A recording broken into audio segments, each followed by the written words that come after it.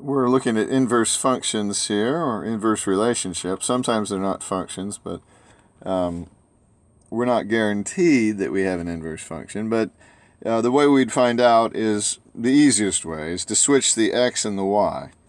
And that's what we're going to do down here. Please remember that f to the minus 1 of x does not mean what a negative exponent usually means, where we put something underneath 1 or we move it, No, that's not what this means. The negative 1 means inverse function, and it doesn't mean we're going to move it like a normal negative exponent. When it comes on the function,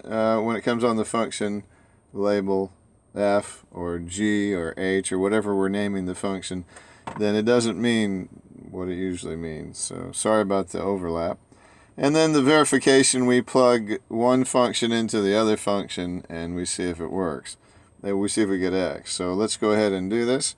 The trick is to switch the x and the y and then solve for y. Okay?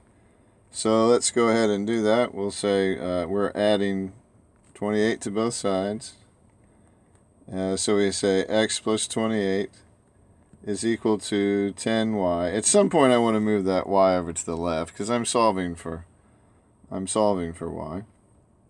And so I say, well, let's divide by 10. So I have 1 over 10 x and also 28 over 10.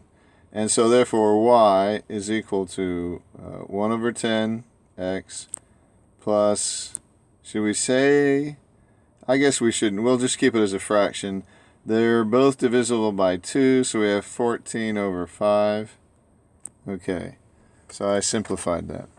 All right, so there's my inverse function, but then I need to check it.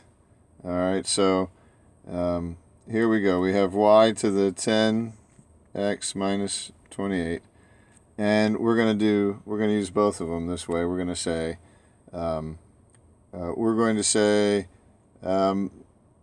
y is equal to 1 over 10 and plug in 10x minus 28 plus 14 over 5 and see what we get. And we get 1 over 10 times 10. The 10's cancel. I get x. And then I get negative 28 over 10, which I know is going to simplify to be positive 14 over 5 when I simplify it. So that is equal to x. Okay, so that one checks out. And then we say y is equal to 10 times what's over here. I get 1 over 10x plus 14 over 5. You understand, I'm just taking this and I'm putting it in here, in that spot right there.